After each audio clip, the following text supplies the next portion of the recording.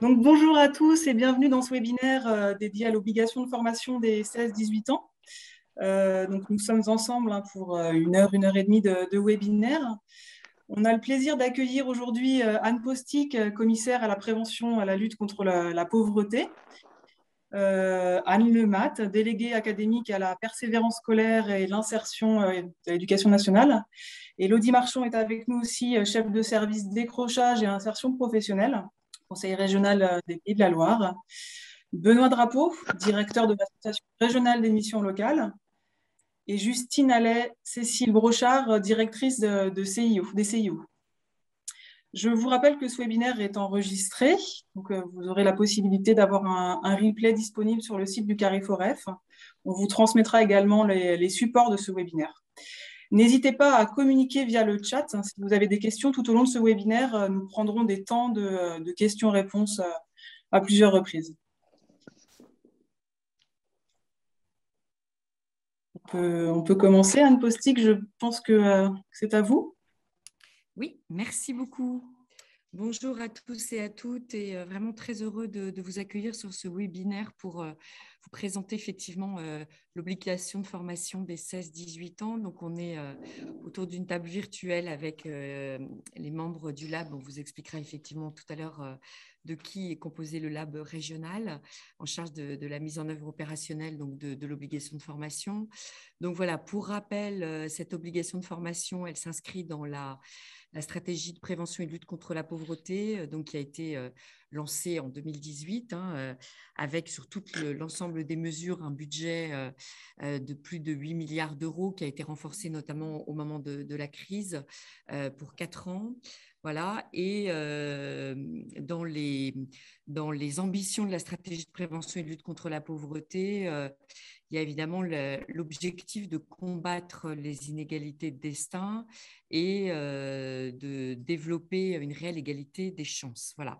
Donc, pour rappel, il y avait 5 engagements dans la stratégie nationale de lutte contre la pauvreté, dont un engagement dont on va parler plus particulièrement aujourd'hui, qui est celui de garantir au quotidien le droit des enfants et notamment d'assurer un parcours de formation pour tous les jeunes. Et c'est vraiment dans cette finalité que s'inscrit l'obligation de formation des jeunes de 16 à 18 ans et qui est quand même une petite révolution dans notre paysage puisque ça complète l'instruction obligatoire jusqu'à 16 ans.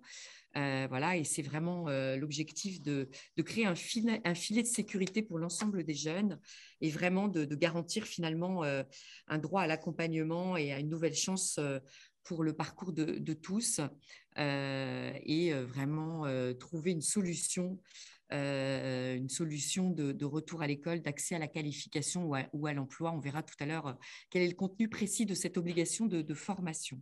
Alors, des chiffres au niveau national qui nous donnent un peu le vertige. Effectivement, il y aurait 80 000 jeunes qui seraient potentiellement concernés par cette obligation de formation. Pour rappel, au niveau régional, on aurait entre 3 000 et 3 500 jeunes décrocheurs aiguillés chaque année par les plateformes de soutien aux décrocheurs. Ça représente à peu près un peu plus de 8,2% des 15-24 ans qui sont ni en emploi ni en formation, voilà, avec cet acronyme ils sont désignés comme étant des NEETs. Voilà, mais derrière ces acronymes, évidemment, ce sont avant tout des situations, des jeunes, voilà, avec des parcours singuliers. Un petit rappel peut-être sur le cadrage. Donc, cette obligation de formation, elle a été inscrite dans la loi du 26 juillet 2019, la loi pour une école de la confiance, dans son article 15. Je vais vous en faire la lecture parce que du coup, ça nous donne le périmètre de l'obligation de formation. Voilà, donc la formation est obligatoire pour tout jeune jusqu'à l'âge de sa majorité. Et c'est donc à l'issue de l'instruction obligatoire, cette obligation est remplie lorsque le jeune poursuit sa scolarité dans un établissement d'enseignement public ou privé, lorsqu'il est apprenti, stagiaire de la formation professionnelle, lorsqu'il occupe un emploi ou effectue un service civique, ou lorsqu'il bénéficie d'un dispositif d'accompagnement ou d'insertion socio-professionnelle. Voilà. Et donc, tout de suite après, cet article 15 énonce que le contrôle du respect de l'obligation de formation par les jeunes âgés de 16 à 18 ans est assuré par les missions locales pour l'insertion professionnelle et sociale des jeunes qui bénéficient à cet effet d'un dispositif de collecte et de transmission des données placé sous la responsabilité de l'État. Voilà, donc en fait, l'enjeu majeur de cette obligation de formation, c'est vraiment un enjeu de mobilisation de l'ensemble des acteurs de l'éducation, de l'emploi et au-delà de toute la sphère associative, de toutes les, en fait, les forces vives qui sont en contact avec des jeunes. Voilà, et c'est vraiment la finalité, c'est de réaligner l'ensemble des institutions pour qu'aucun jeune ne passe à travers les mailles du filet, pardon, et on verra en fait comment cet enjeu doit se mettre concrètement en place en mobilisant aussi tous les outils existants. Voilà un peu le cadre général de cette obligation de formation. Donc, cette diapo présente sous forme un peu plus schématique tout ce que vient de mentionner Anne. Donc, un objectif prioritaire, rompre le cercle de la pauvreté, rétablir l'égalité des chances. Le public cible, les jeunes de 16 à 18 ans. Ça concerne à la fois les jeunes en situation de décrochage scolaire, c'est-à-dire les jeunes qui ont quitté sans un titre, sans un diplôme, sans une qualification, le système scolaire, des jeunes qui ont plus de 16 ans. Et puis, l'obligation de formation concerne également des jeunes mineurs diplômés, mais aussi des jeunes mineurs qui n'ont pas formellement démissionné de leur établissement scolaire et qui, à ce titre, ne sont pas considérés comme des décrocheurs, mais qui, pour autant, sont en situation de décrochage. Donc, un public un petit peu plus large concernant les mineurs que celui de la lutte contre le décrochage stricto sensu. La définition, on l'a vu, un jeune remplit l'obligation de formation lorsqu'il poursuit sa scolarité ou sa formation, lorsqu'il occupe un emploi ou lorsqu'il est engagé, par exemple dans un service civique, ou lorsqu'il bénéficie d'un dispositif d'accompagnement social, d'insertion sociale et professionnelle. Cette obligation, comme l'a mentionné Anne, il s'agit à la fois d'une obligation pour le jeune et sa famille, puisque la non-observation de l'obligation de formation entraîne une information au président du conseil départemental de cette situation, mais il s'agit aussi et surtout d'une obligation de moyens. Il est demandé à l'ensemble des acteurs publics de repérer ces jeunes, d'aller vers ces jeunes, de pouvoir leur proposer une solution, de les remettre dans une dynamique de parcours en accord avec leurs projets, leurs ambitions et leurs aptitudes. Et comme ça a été souligné, il y a un très, très gros enjeu de mise en réseau de l'ensemble des acteurs en lien avec ces jeunes, donc des acteurs institutionnels, hein, puisque l'obligation de formation au niveau national, c'est en interministériel, et au niveau régional, les acteurs clés qui composent le comité de pilotage et puis le lab régional qu'a évoqué Anne sont les services de l'État. Alors, le ministère du Travail déconcentré, la DRETS, le rectorat pour l'éducation nationale, la région, les départements, les missions locales et notamment également l'association régionale des missions locales qui participe aux travaux au niveau régional. Et puis, plus largement, ce sont tous les partenaires qui aujourd'hui sont engagés dans la lutte contre le décrochage, les partenaires des PSAD. On va pouvoir un peu plus tard les représenter, mais aussi tous les acteurs, y compris du champ socio-éducatif, culturel, du sport, et puis voire des associations caritatives qui peuvent être en lien avec ces jeunes et leurs familles. Je vais laisser Anne Lemate préciser quel est le processus cible de l'organisation de l'obligation de formation. Merci Élodie. Donc, concernant le processus, il y a un enjeu majeur par rapport à l'obligation de formation, c'est celui du repérage des jeunes.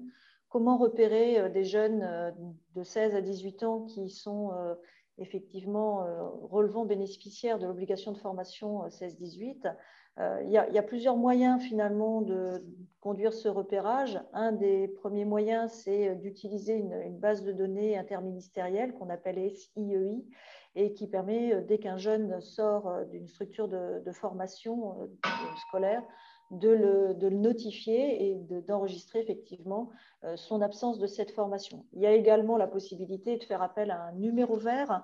Les jeunes qui rentrent dans cette obligation de formation 16-18 ou leur famille ou des personnes qui peuvent connaître des jeunes peuvent renvoyer celui-ci vers le numéro vert pour qu'il puisse avoir un certain nombre d'informations et être repéré par l'ensemble des structures qui sont capables de le prendre en charge. Et bien entendu, l'enjeu majeur, c'est aussi d'associer plus largement l'ensemble des partenaires qui sont en contact avec les jeunes pour qu'ils puissent effectivement être repérés.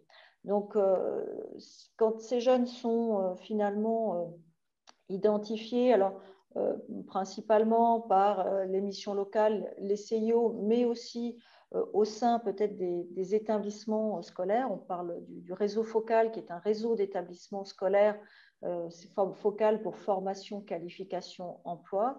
Une fois que ces jeunes sont repérés, identifiés, il s'agit de pouvoir prendre contact avec eux et avec leurs représentants légal pour ensuite plus finement peut-être rentrer dans le diagnostic de leur situation personnelle et de pouvoir identifier les structures les mieux adaptées qui pourront les accompagner. Alors, ça pourra être une mission locale, en CIO ou au sein des établissements scolaires pour établir finalement un parcours d'accompagnement ou de formation le plus adapté à ces jeunes. Et donc, il y a de multiples solutions qui sont aujourd'hui offertes aux jeunes qui relèvent de l'obligation 16-18 ans. C'est d'une part des parcours de formation personnalisés, des accompagnements également par des acteurs de services publics, du volontariat pour l'insertion et bien entendu, il y a la poursuite, une reprise de scolarité dans des établissements pour obtenir un diplôme, une qualification, notamment pour ceux qui sont des réels décrocheurs, c'est-à-dire qui n'ont pas de diplôme.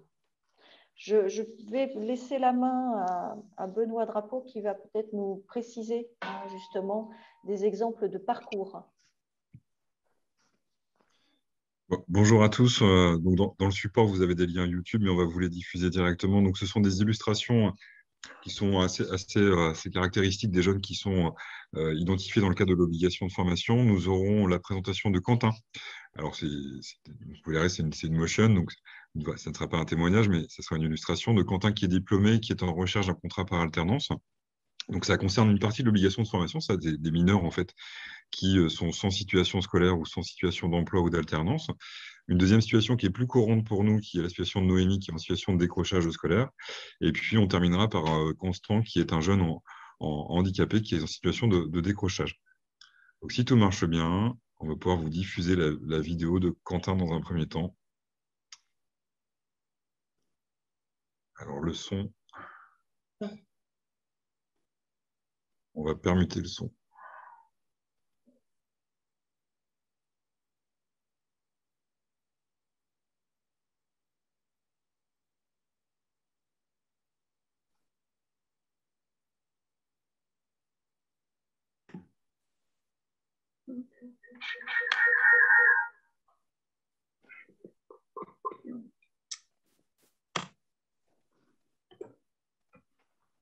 Problème.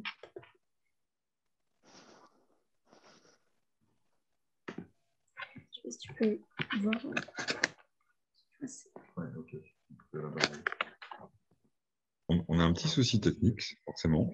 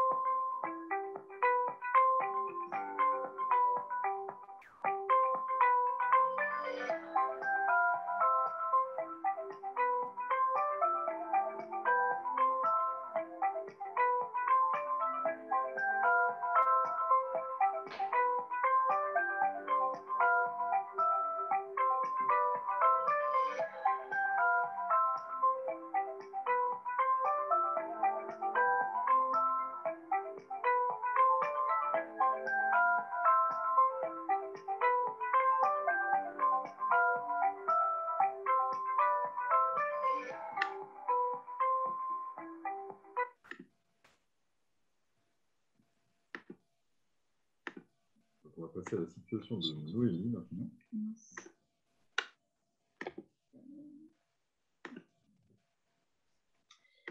Excuse-moi. Oula, mince. On va la retrouver.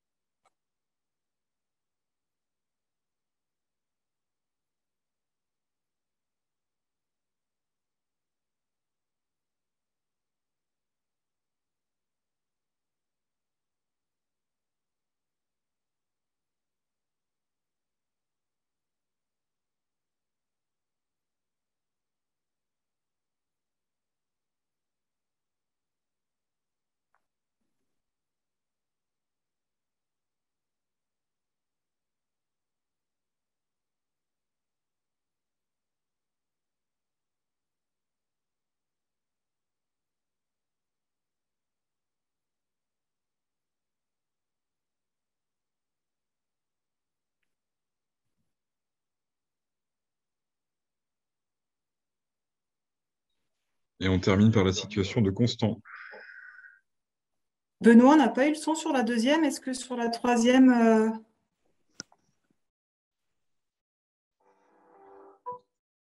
C'est bon? Au début, oui.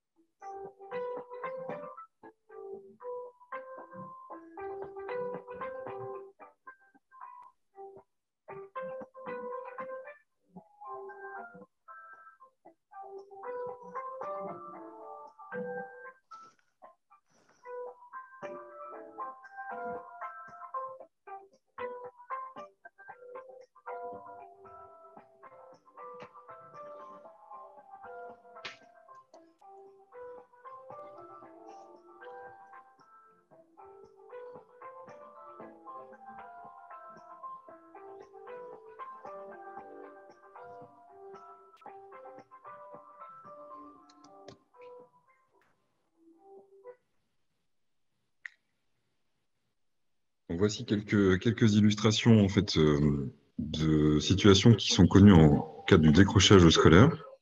Vous avez vu apparaître quelques signes dont on va pouvoir évoquer justement le rôle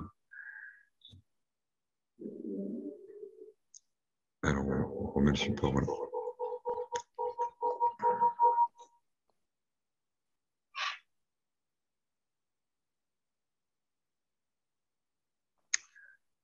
Plus d'1 an de webinaire, hein, toujours pas au point sur la technique.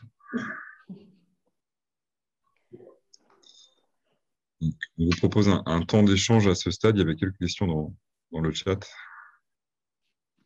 On a 2 questions dans le chat. Par qui et de quelle façon le conseil départemental est-il informé du non-respect de l'obligation?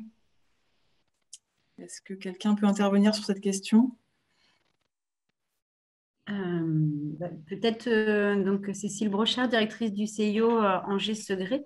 Donc en fait, quand le jeune ne répond pas à l'obligation de formation, on va le mettre en contact avec la mission locale qui va pouvoir accompagner le jeune, peut-être essayer de remettre du lien et qui sera chargé effectivement d'informer le conseil départemental.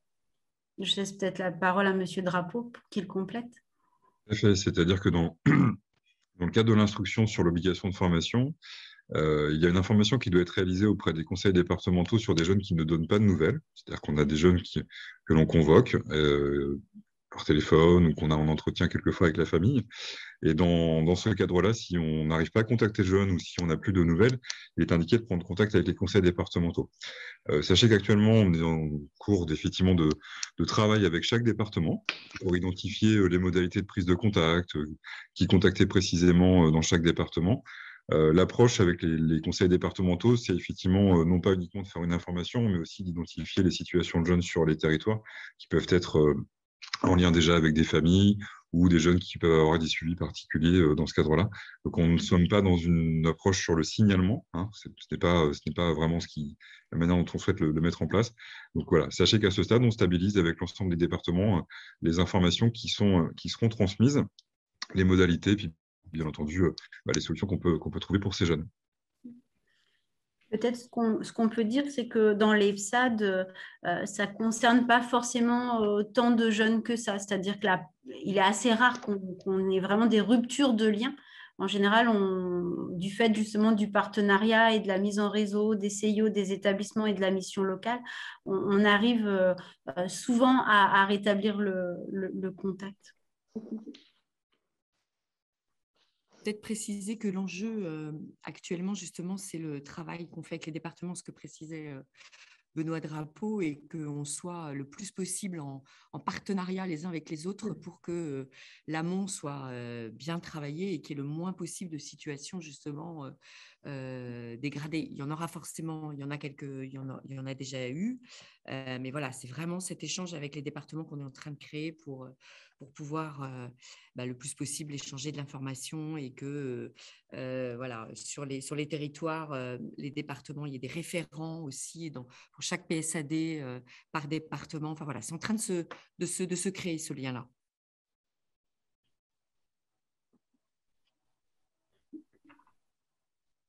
On avait une question aussi sur l'obligation de formation des entreprises du secteur privé.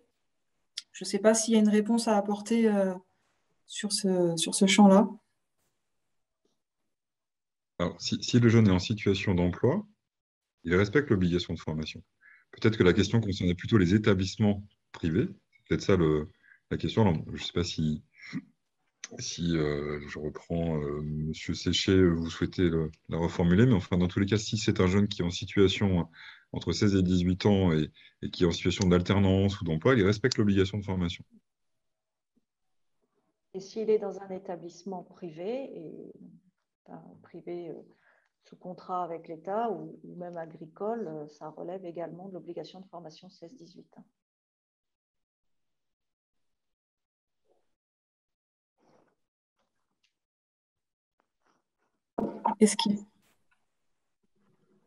Et c'est complètement différent. C'est vrai que les termes sont assez proches de l'obligation faite aux employeurs de former leurs salariés sur le poste de travail. Ça, c'est encore autre chose, d'un autre domaine. Et là, on parle même de l'obligation de formation des jeunes de 16 à 18 ans, telle que prévue par la loi pour une école de la confiance. Il y avait une question sur est-ce que Diagorient doit être utilisé systématiquement au début de l'accompagnement pour mobiliser le jeune. Diagorient étant un outil en cours de déploiement d'aide à l'orientation et de réflexion effectivement sur le parcours. Aujourd'hui, il n'y a pas de choix du lab régional d'imposer des outils effectivement d'aide à l'orientation ou sur l'accompagnement. Ça fait partie de la palette des outils qui existent aujourd'hui. On en a d'autres qui correspondent effectivement aux outils qui existent déjà en termes de dispositifs d'accompagnement ou l'offre de formation du conseil régional. On pensait aussi à des outils de remobilisation qui sont proposés par les missions locales. Donc, Diagorient fait l'objet de la palette et au titre du lab, on peut vous indiquer qu'effectivement, il n'y a pas de systématisation de Diagorient pour les premiers entretiens avec les jeunes.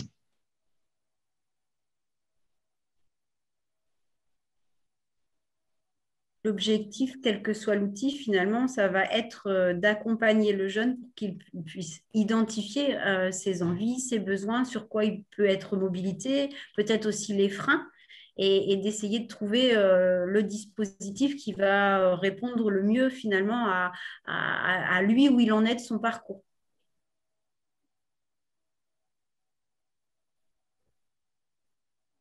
Est-ce que vous avez d'autres questions ?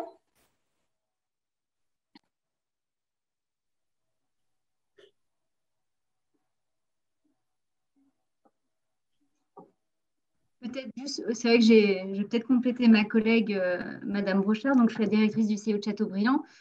Effectivement, la question des outils, en fait, la palette, elle est très large et en fonction aussi on va dire, des formations de chaque acteur qui peut recevoir ce jeune, va utiliser un outil qui lui correspond. C'est-à-dire qu'au CIO, Centre d'information et d'orientation, c'est des PSUN qui accueillent le public et donc on a des outils qui sont liés à notre profession. Il y a des outils qu'on va avoir en commun avec la mission locale, mais d'autres non. Voilà, tout dépend aussi du jeune et du diagnostic de la situation qui sera faite, qui fera qu'un jeune ira soit vers la mission locale, soit vers le CIO. C'est aussi ça. Du coup, Diagorient, moi personnellement, je ne le connais pas, mais voilà, je sais qu'il y a d'autres outils différents, que ce soit la mission locale ou en CIO.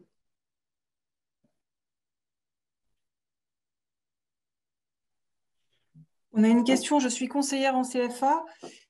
Si j'ai un jeune de 14, 15 ou 16, 18 ans qui arrête sa formation et qui ne souhaite plus continuer sa formation dans mon CFA, vers qui précisément je dois le diriger en formation, en fonction de son âge?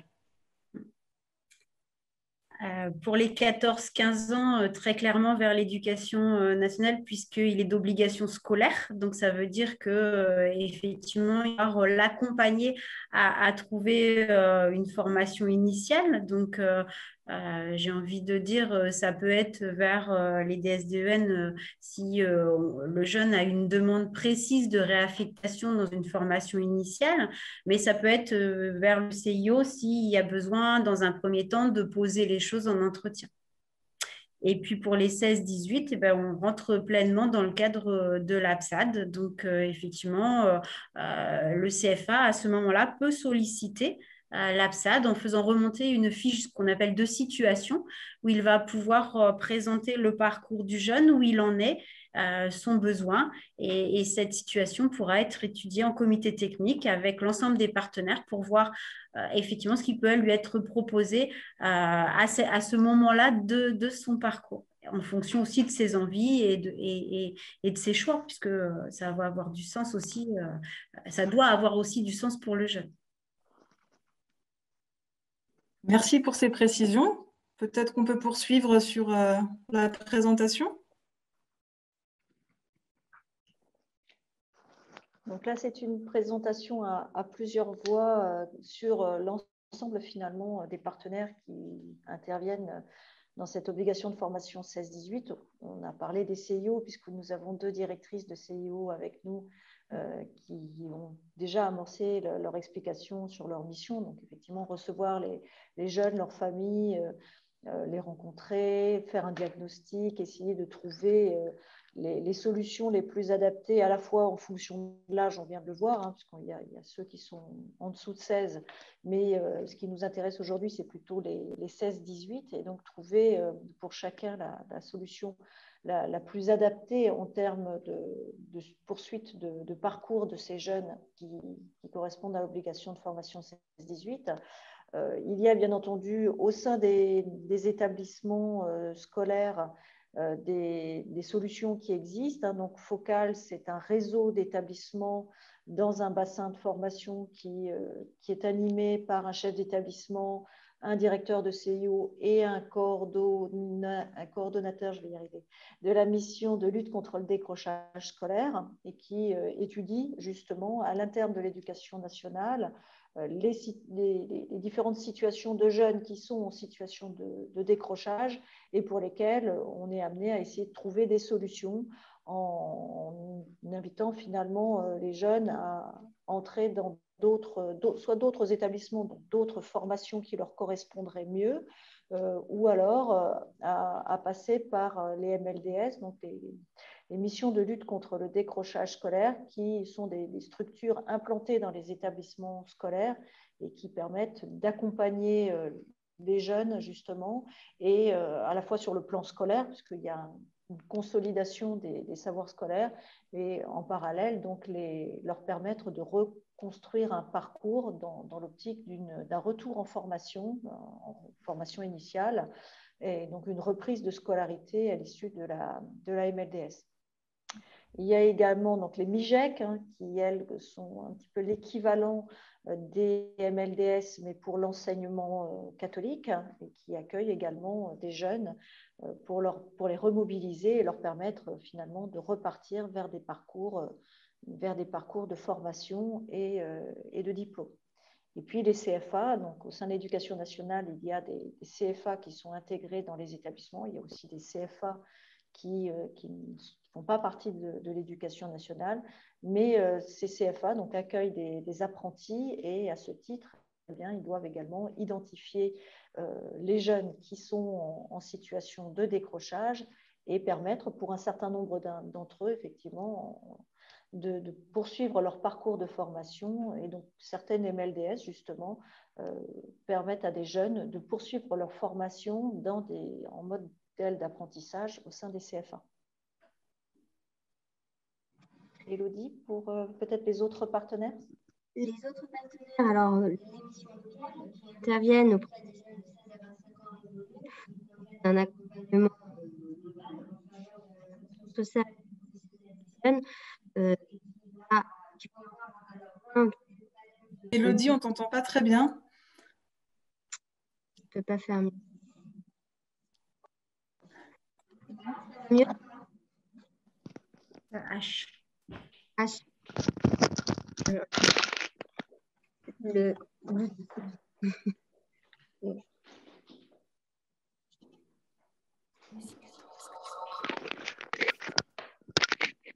Hop, là, vous m'entendez mieux?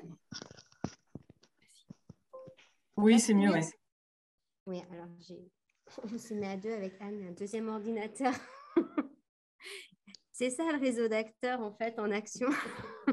Je parlais des missions locales qui développent une intervention globale en direction des jeunes de 16 à 25 ans révolus et pour favoriser leur insertion sociale et professionnelle, qui vont avoir à leur main des outils pour favoriser à la fois une mise en parcours, un retour alors en formation initiale ou continue ou un accompagnement vers l'emploi en mobilisant, on reviendra dans la palette d'outils tout à l'heure, hein, la garantie jeune, le parcours d'accompagnement contractualisé vers l'emploi et l'autonomie, mais qui va également pouvoir voir la problématique du jeune dans sa globalité et le cas échéant, lever aussi les freins en matière de logement, de mobilité, de santé que peut connaître le jeune et qui freine son insertion sociale et professionnelle.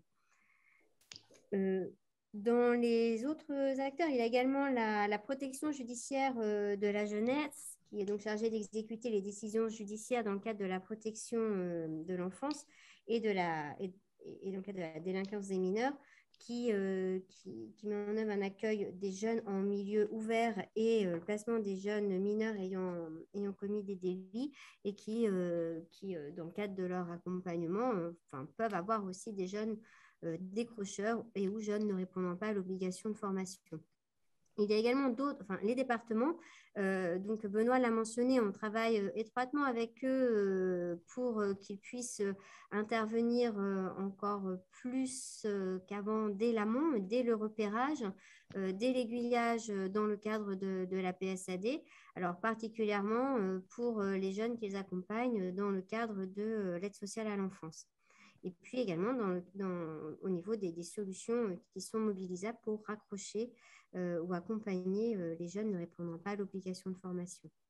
Et enfin, les autres partenaires, alors là, c'est un petit peu à la carte, j'allais dire, en fonction des partenariats qui ont pu se nouer sur différents territoires.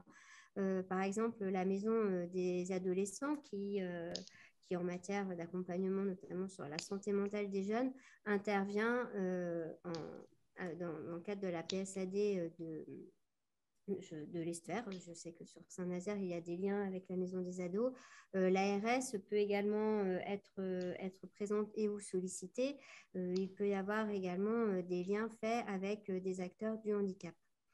Ce qui n'apparaît pas forcément très clairement non plus dans le schéma, les MFR peuvent également participer selon les territoires et leur représentation sur ce territoire. MFR ou des représentants de l'enseignement agricole, qu'ils soient publics ou privés. Voilà, je vais poursuivre sur la présentation du schéma alors on l'a un petit peu évoqué tout à l'heure à demi-mot, qui reprend vraiment le processus, comment ça se passe au sein de la plateforme de suivi et d'appui aux décrocheurs, quel est son rôle, l'instruction interministérielle qui donne un petit peu le mode d'emploi de l'obligation de formation précise bien que la PSAD est l'instance opérationnelle de mise en œuvre de l'obligation de formation. Alors, voilà, c'est à la fois le socle du partenariat et puis un petit peu le cœur du réacteur, puisque les jeunes qui sont repérés par les acteurs de la formation, que ce soit les établissements scolaires publics-privés, les CFA, des organismes de formation, les CIO et les missions locales, qui ont connaissance de jeunes qui ne répondent pas à l'obligation de formation, doivent indiquer à la PSAD, via la fiche de liaison qui a été évoquée par Cécile, la situation de ces jeunes et transmettre cette situation à la plateforme. Donc, on l'a appelé fiche de signalement. Ce serait plus approprié de parler effectivement de fiche de liaison. Au sein de la PSAD, il y a une étude collégiale, un examen collégial par l'ensemble des partenaires, des situations des jeunes qui ont été ainsi signalés, repérés en amont, par l'ensemble des partenaires. Et ça, c'est vraiment important parce que c'est ces regards croisés, chacun étudiant ou examinant les situations au prisme de son expérience, de ses outils, de sa formation, comme le précisait Justine tout à l'heure, qui va pouvoir définir quel sera le référent le plus à même d'accompagner le jeune en fonction de son parcours préalable et de ses envies. Donc là, il est défini quel est le partenaire qui sera le référent de parcours et qui accompagnera le jeune vers une situation qui donc aura à mobiliser parmi la palette d'outils ou de solutions mobilisables à sa main, celle qui conviendra le mieux au jeune.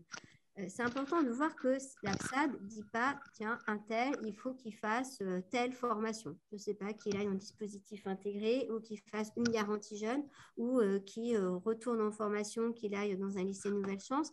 La PSAD n'a pas ce rôle-là. La PSAD, elle va vraiment plutôt aiguiller vers l'interlocuteur, le partenaire qui sera le nouveau référent, le mieux à même d'accompagner le jeune dans sa suite de parcours. La PSAD s'assure que la fiche du jeune est bien transmise à l'opérateur désigné par les partenaires et ensuite elle effectue un suivi à 3 mois pour savoir si le jeune a bien été, ce qui est le cas, dans la très grande majorité des cas, contacté par le référent et surtout qu'il est bien en parcours et quelle est la solution qui finalement a été mobilisée et où en est le jeune dans son parcours. Le suivi est également réalisé à 12 mois après le passage au comité technique de la PSAD. Alors là, ce schéma, j'imagine qu'il n'est pas tellement lisible à l'écran. C'est pour seulement avoir une idée de la typologie des solutions qui sont mobilisables par les partenaires membres de la PSAD et donc la palette d'outils à leur disposition. Il y a à la fois des solutions de formation initiale, donc pour un retour en formation initiale, et là c'est plutôt le partenaire MLDS, Mission de lutte contre le décrochage scolaire, qui pourra aiguiller vers ce type de solution. Des solutions de retour, d'aller vers des formations professionnelles continues, ce qui sera plutôt mobilisable par la mission locale. Des solutions pour l'engagement des jeunes avec notamment du service civique, du parrainage, des solutions d'insertion sociale et professionnelle avec les contrats aidés, c'est-à-dire désormais les emplois aidés, les parcours emploi compétences, les PEC. et des solutions d'accompagnement, que ce soit donc de la remobilisation, un accompagnement par la mission de lutte contre le décrochage scolaire quand on envisage plutôt un retour vers la formation initiale, ou un parcours à PACEA, on l'a évoqué tout à l'heure, un parcours contractualisé d'accompagnement vers l'emploi et l'autonomie qui peut être mis en œuvre avec la mission locale ou la garantie jeune. L'idée, c'est aussi de voir que la PSAD est également un centre de ressources, c'est-à-dire que c'est aussi la PSAD qui recense, qui cartographie l'ensemble des ressources qui sont mobilisables pour accompagner le jeune, à charge ensuite par les partenaires de la PSAD vers qui le jeune a été aiguillé de mobiliser la situation idoine, la plus adaptée.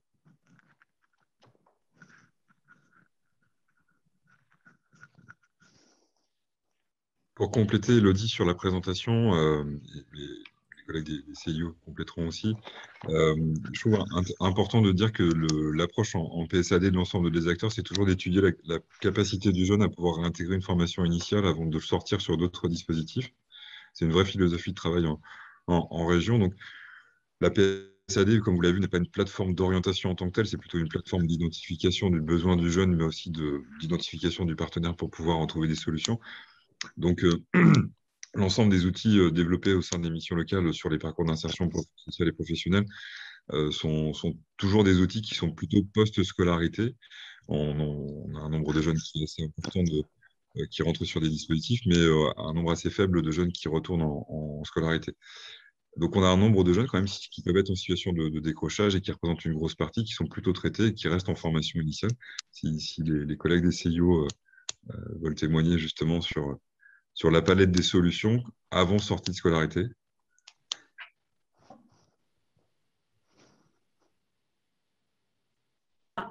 Donc, il y a 2 temps et deux périodes.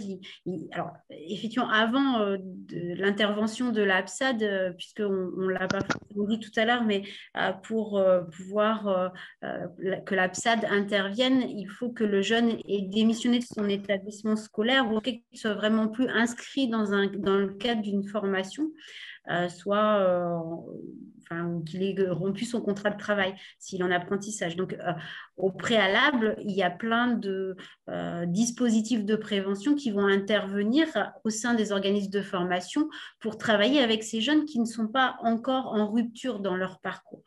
La PSAD va effectivement intervenir dans un deuxième temps, c'est une fois que effectivement, ça va être plutôt des jeunes où il y a eu une interruption pour une raison ou une autre et où effectivement on va venir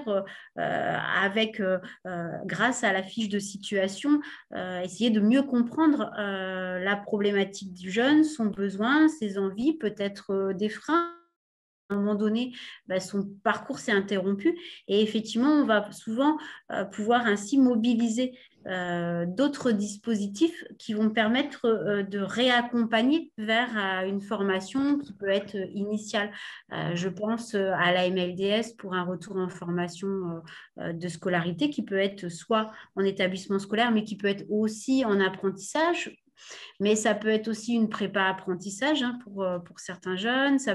Voilà, donc on va effectivement avoir des dispositifs qui vont avoir pour vocation d'aider le jeune à se réinscrire dans un projet, à y mettre du sens pour pouvoir retourner vers une formation initiale, une formation qui va lui permettre d'avoir une qualification, des compétences qui à terme lui permettront une insertion professionnelle dans de bonnes conditions et réussie. Je ne sais pas si ça répond à la question, en tout cas. C'est important parce que c'est le cadre général, effectivement, du repérage dynamique et vertueux qui va être présenté dans quelques instants.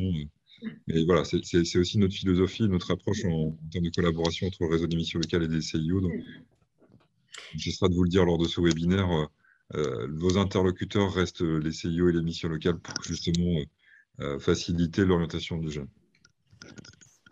Ce qu'on peut dire, c'est qu'effectivement, au sein d'EPSAD, il y a une réelle collaboration entre les missions locales et les CIO, puisque, alors moi, pour mon bassin de formation, là, sur Angers-Segré, j'ai deux collègues de missions locales avec qui je suis quasiment quotidiennement en contact sur chaque situation de jeunes. On s'envoie des mails, on se téléphone très régulièrement.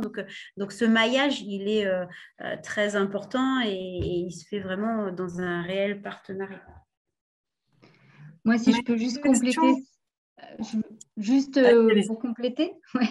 En fait, voilà, moi, je viens d'arriver sur la région il y a un mois et effectivement, j'ai pu constater vraiment ce lien grâce à la PSAD entre les CIO et la mission locale, quelque chose que je connais, c'est pas forcément dans mon autre région.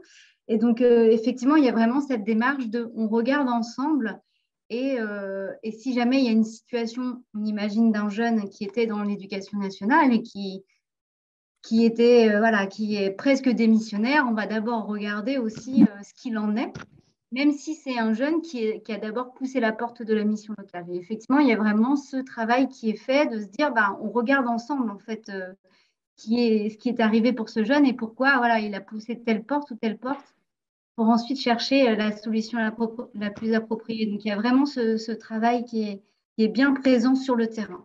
Voilà. On a une question dans le chat, Guillaume, qui nous demande si les acteurs qui accompagnent les jeunes, notamment les missions locales, invitent les jeunes à s'orienter davantage vers des métiers en tension ou leur laissent la liberté de construire eux-mêmes leur parcours d'orientation.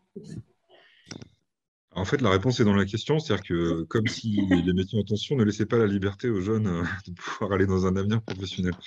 Non, en fait, effectivement, les métiers en tension sur les territoires, ils sont valorisés à travers l'offre de formation, à travers des offres d'emploi, à travers des ateliers auprès des jeunes en mission locale.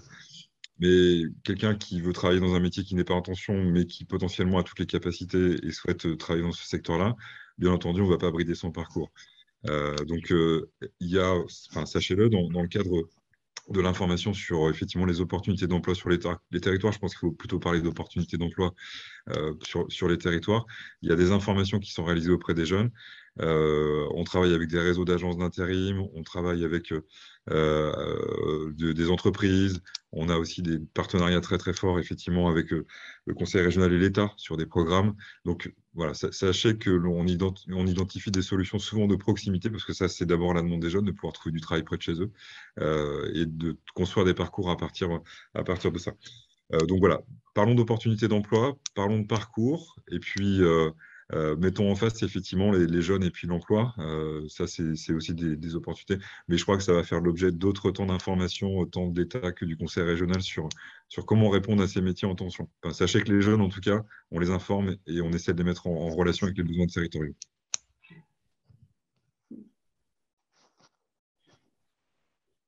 Merci Benoît. Est-ce qu'il y a d'autres questions des participants ?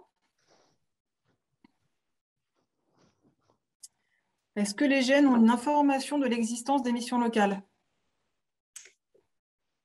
Alors, je peux peut-être, alors là, je vais prendre la casquette CIO, oui, puisque effectivement, en fonction du parcours du jeune et où il en est, nous, on peut être amené à accompagner vers la mission locale quand le jeune est en une démarche d'insertion et qu'il va avoir besoin d'un accompagnement global dans le cadre de cette réflexion autour de son insertion professionnelle. Voilà, ils ont de l'information au niveau d'EPSAD aussi. Après, voilà, à chaque fois, on essaye de leur ouvrir le plus la palette et de leur montrer l'ensemble des choses possibles et de les aider surtout à identifier leurs besoins au moment où ils en sont de leur parcours. Merci Cécile. Je vais répondre d'autres questions ? Claire, je réponds au titre du réseau d'émissions locales sur est-ce que les jeunes nous connaissent ou pas. Il y a des jeunes qui auraient bien besoin de nous connaître. Donc effectivement, il faut qu'on renforce les messages à destination d'eux, c'est-à-dire qu'on soit bien dans le aller vers. Et puis il y a des jeunes pour qui tout se passe bien. Et il n'y a pas forcément de raison qu'ils viennent nous voir. Donc j'ai envie de dire, identifions grâce à vous l'ensemble des acteurs effectivement concernés par l'obligation de formation, mais aussi par les questions de jeunesse, les jeunes qui pourraient avoir un besoin en termes d'orientation, qui se seraient sentir un peu perdus, qui auraient des besoins de ressources. On a une palette d'outils dans le cadre d'un jeune, une solution qui est vraiment très renforcée.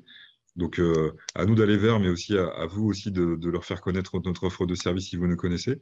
Et puis, pour les jeunes pour qui ça se passe bien, on n'a pas vocation à les accueillir maintenant et pas vocation à accueillir tous les jeunes de France.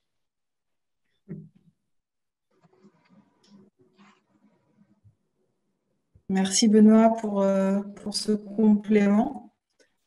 Est-ce qu'il y a d'autres questions? On poursuit dans ce cas-là?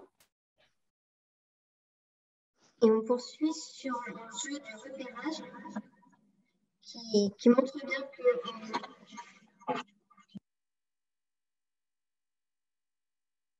Décidément. Des petits soucis techniques de son, mais ça va s'arranger.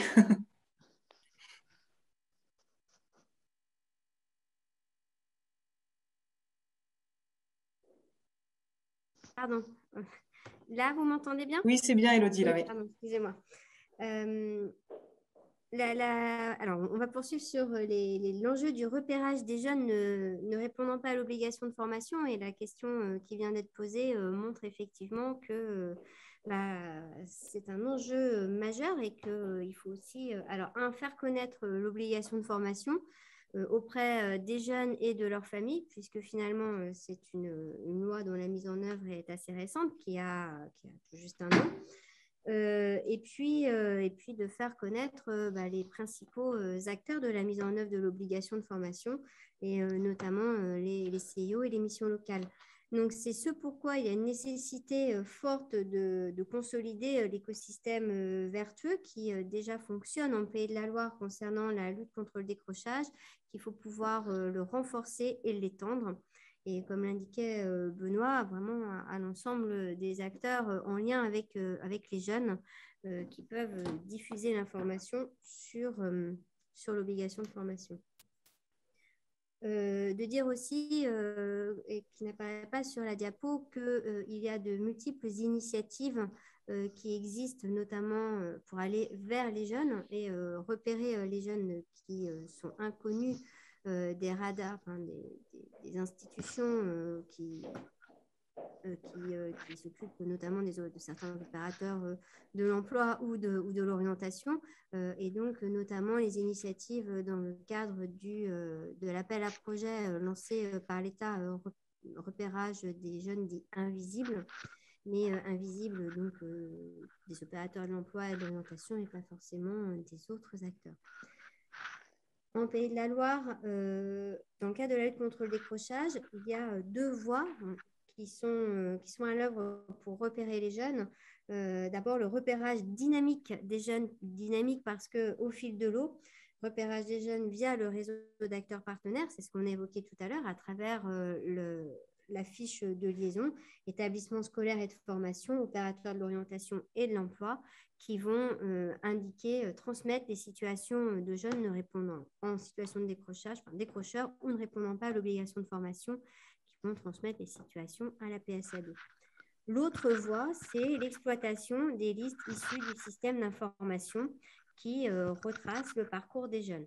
Et on verra, c'est une voie qui, à terme, doit prendre beaucoup d'ampleur, mais qui aujourd'hui n'est pas pleinement efficiente. Je laisse la parole à Cécile qui va nous expliquer un peu plus en détail comment fonctionne le repérage dynamique par les partenaires de la PSAD. Donc, effectivement, au niveau du repérage, donc l'outil d'entrée, c'est vraiment cette fiche dont on parlait tout à l'heure, qui est une fiche de situation sur lequel on va retrouver un certain nombre de données administratives, c'est-à-dire on va voir le nom du jeune, son adresse, le contact aussi des représentants légaux, parce que c'est important de pouvoir les joindre et de les informer des démarches entreprises et des rencontres proposées aux jeunes. Donc, ces fiches sont ensuite reçues sur une adresse mail qui est une adresse générique de PSAD. Hein, donc, c'est PSAD, puis le nom de la PSAD concernée. Donc, les adresses sont assez simples. Vous les aurez en glossaire en fin de webinaire. Donc, ces fiches, moi, chaque animateur PSAD les recueille en CIO. Donc, on les lit, on regarde si on a tous les éléments qui nous semblent nécessaires pour les présenter dans ce qu'on appelle des comités techniques, où on va se retrouver entre partenaires du monde de l'accompagnement, si je puis dire. Hein. Je préciserai peut-être tout à l'heure, effectivement, les personnes présentes dans les comités techniques. Et donc, lorsqu'on constate que la fiche et on a suffisamment d'éléments, on va venir la présenter lors de ces comités techniques et on va ensemble regarder en fonction des éléments reçus ce qui peut être proposé aux jeunes. Voilà, donc il arrive que lorsque la fiche il nous manque des éléments ou qu'on se dit, ben voilà, on n'a pas tous les éléments qui nous sembleraient nécessaires, notamment parfois qu'est-ce qui a pu faire frein dans le parcours du jeune.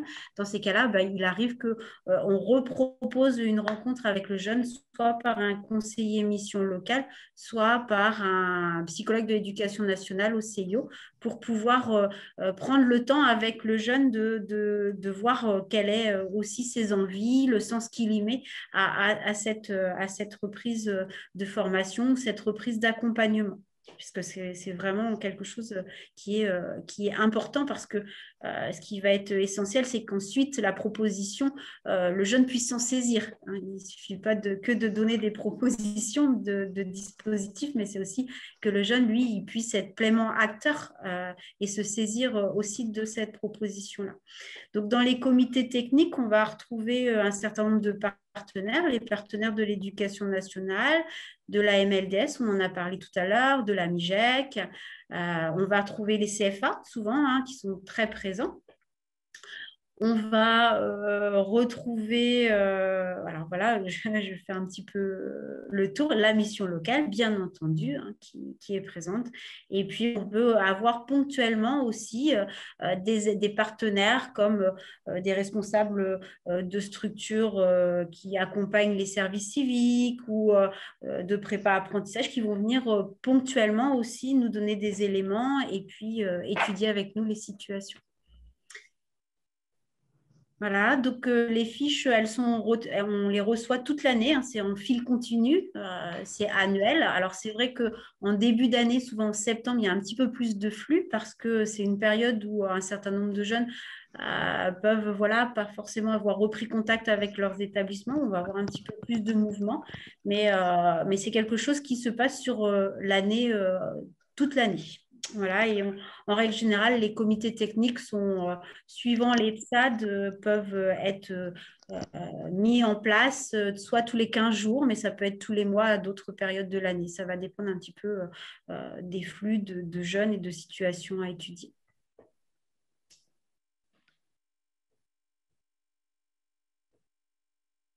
Voilà, donc je ne sais pas qui reprend la parole pour la question du système interministériel.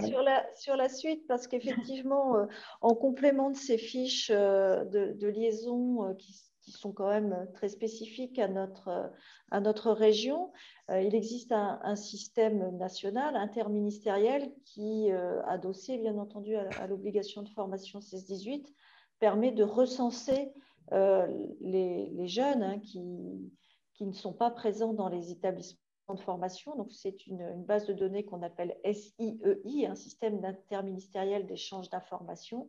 Et donc, cette obligation, elle est inscrite dans la loi, hein, puisque c'est un article, hein, qui est issu d'un décret du 5 mai 2020 qui reprécise que chaque établissement doit finalement signaler au sein de cette base de données les jeunes qui ont quitté leur établissement. Alors, ils ne sont pas forcément encore décrocheurs, ils ont pu quitter, ils peuvent être pris en charge au niveau de la PSAD, justement, pour pouvoir être réaiguillé et orienté vers un autre partenaire.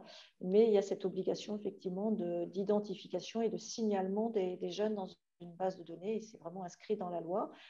Aujourd'hui, SIEI permet quelques campagnes dans l'année, mais n'a pas la dynamique des fiches de liaison qui, elles, sont renseignées tous les 15 jours ou tous les mois au sein des PSAD. Donc, l'objectif du ministère de l'Éducation nationale, c'est justement d'améliorer ce système d'information pour avoir un repérage également au fil de l'eau. Et donc, cette année, c'est un des objets de travail du ministère de l'Éducation nationale pour optimiser cet outil de repérage et justement aller au plus vite, au plus près du traitement et de prise en charge des jeunes. Donc, Élodie va justement repréciser l'enjeu de ce repérage des jeunes.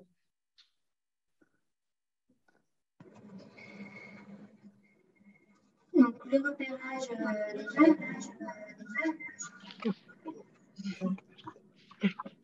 Ah, pardon. Sur le repérage des jeunes, pardon. Alors, à chaque fois, on est sur deux ordinateurs, c'est un peu compliqué. Plutôt, on parviendra à repérer un jeune en situation de non-réponse à l'obligation de formation ou de décrochage, plus facilement, en quelque sorte, on pourra le remettre dans une dynamique de parcours. Donc, il y a vraiment un enjeu de réactivité, de précocité. Il faut avoir aussi en tête que les causes du décrochage ou de la non-réponse à l'obligation de formation peuvent être multiples et qu'on peut aussi perdre de vue des jeunes finalement sans qu'on s'en rende compte presque, j'ai envie de dire, puisque ça peut être un long processus de décrochage, un abandon des solutions, une rupture dans l'accompagnement, des changements de coordonnées, et que bien, il est nécessaire d'avoir un réseau très étroit d'acteurs pour pouvoir constituer autant de filets de sécurité qui permettront de repérer les jeunes qui échapperaient à un moment donné à l'accompagnement ou au suivi de ceux qui en ont la charge jusqu'à présent. Et donc, c'est pourquoi il est vraiment indispensable de pouvoir diffuser très, très largement l'information sur l'obligation de formation. Alors, nous ne vous cachons pas que nous comptons sur vous et à différents niveaux, puisque les attentes ne sont pas exactement les mêmes vis-à-vis d'un acteur qui est un acteur d'un établissement scolaire, un CFA ou un organisme de formation, un acteur de l'éducation et de la formation, pour qui il est sans doute... là, il y a une obligation, comme on l'a vu, de par la loi, de signaler les jeunes qui ne répondent pas à l'obligation de formation. En tout cas, obligation d'indiquer quelle est la situation des jeunes qui quittent l'établissement. Et donc, si on extrapole, de pouvoir signaler les jeunes qui ne répondent pas à l'obligation de formation. Pour favoriser les échanges d'informations, on préconise qu'il puisse bien y avoir des référents décrochage ou des référents OF 16-18 dans les établissements scolaires et centres de formation qui sont ainsi les interlocuteurs privilégiés de la PSAD et qui peuvent à la fois transmettre les fiches de liaison, mais qui peuvent aussi faire le lien avec la PSAD quand elles sont à la recherche de solutions, d'informations ou pour avoir des informations sur le suivi des jeunes qui ont été adressés à la PSAD. Et puis, donc ce repérage, excusez-moi, je suis en train de confondre un petit peu de diapos. Ce repérage pour les acteurs les établissements scolaires et centres de formation va ensuite pouvoir aboutir vers le dispositif de repérage qui est la PSAD. Et enfin, pour les autres acteurs, les acteurs de la jeunesse qu'on a évoqués aussi largement, c'est-à-dire ceux qui sont en lien avec les jeunes et leurs familles très, très largement, quel que soit leur domaine d'intervention. Bien c'est qu'ils puissent savoir ce qu'est l'obligation de formation et peut-être diffuser une information en direction des jeunes et de leurs familles et puis faire connaître la mission locale, faire connaître le CIO et de dire que le premier pas pour pouvoir avoir une prise en charge en cas d'un jeune qui ne répond pas à l'obligation de formation, eh bien, c'est de s'adresser au CIO et ou à la mission locale. Et là, il y a vraiment un enjeu fort de pouvoir faire système au plus près des jeunes et de leurs familles à l'échelle d'un territoire, et notamment du territoire de la PSAD. Alors, sur les diapos suivantes, on retrouvera les coordonnées des missions locales, ou en tout cas un lien. Le support va vous être adressé, ainsi que la fiche de signalement, les coordonnées des CIO et missions locales, et également des assistantes de lutte contre le décrochage qui sont en appui au PSAD, qui peuvent recenser les noms des référents décrochage des établissements scolaires, CFA et organismes de formation. Et dans le support, vous avez également un lien qui vous permet de retrouver le CIO et ou la mission locale la plus proche du lieu d'habitation du jeune ou de sa famille qui ne répondrait pas à l'obligation de formation. Je crois que je t'ai coupé la puce au pied, j'ai fait la dernière diapo.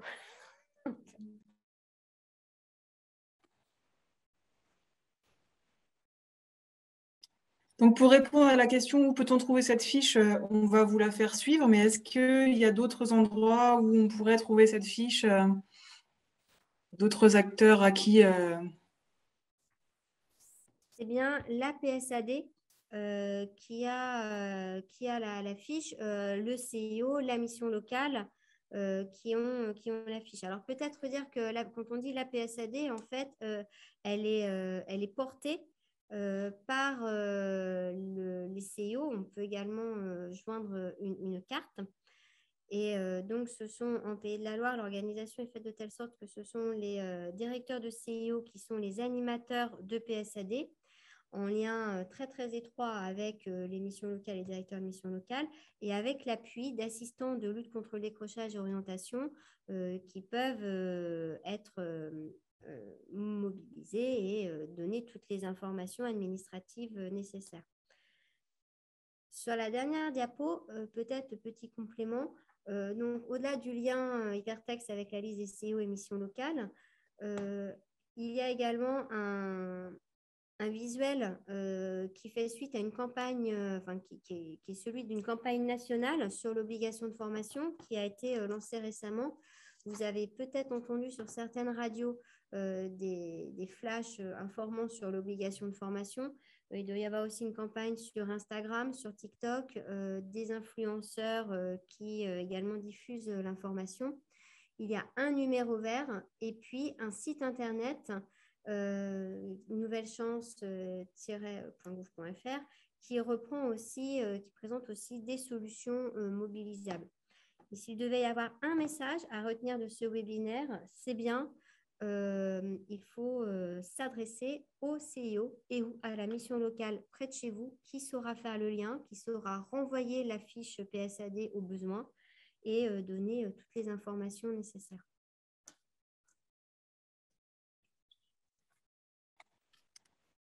Merci Elodie. Est-ce que vous avez des questions à poser? On arrive à la fin de la présentation.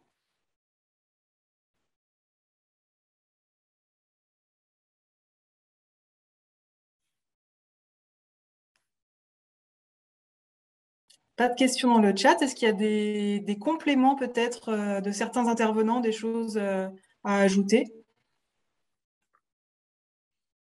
Peut-être dire effectivement que, je crois que tout le monde l'aura compris, hein, l'enjeu majeur, c'est le maillage en fait entre les différents partenaires.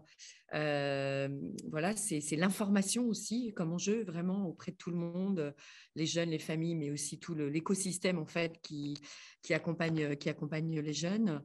Voilà. Et puis peut-être saluer quand même ce partenariat au niveau local parce que voilà, c'est pas l'obligation de formation qui a créé ce partenariat. il préexistait déjà et du coup, je pense qu'on a un temps d'avance par rapport à d'autres régions. Moi, quand j'entends mes autres collègues, parfois commissaires, qui sont focalisés beaucoup sur justement les difficultés du système d'information en région Pays de la Loire, justement, le fait que il y ait cette fiche en fait d'information, fiche de liaison, et donc derrière en fait derrière cette fiche en fait tout un réseau qui fonctionne bien. Voilà, c'est vraiment on a un petit temps d'avance sur peut-être d'autres régions. Voilà, mais l'enjeu est tellement important aujourd'hui pour que, comme on l'a dit au démarrage, qu'aucun jeune ne se retrouve effectivement sans solution, sans accompagnement, parce qu'il y a eu beaucoup, voilà, l'État a énormément déployé de mesures récemment, voilà, et augmenté des dispositifs. Donc voilà, il n'y a pas de raison pour qu'il y ait des jeunes qui restent au bord du chemin.